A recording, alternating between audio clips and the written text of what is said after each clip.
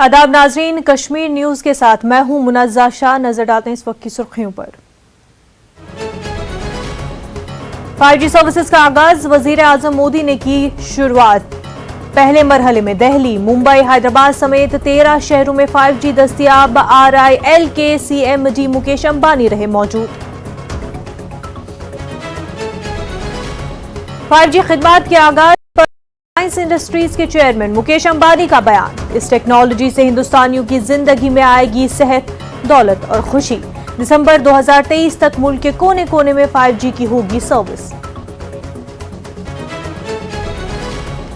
बांडीपुरा के गुरेज सेक्टर में फौज और पुलिस की मुश्तरका कार्रवाई। नौशहरा नाड नामी इलाके में बड़ी मिकदार में असलहा गोला बारूद जब्त। पुलिस ने केस किया दर्ज।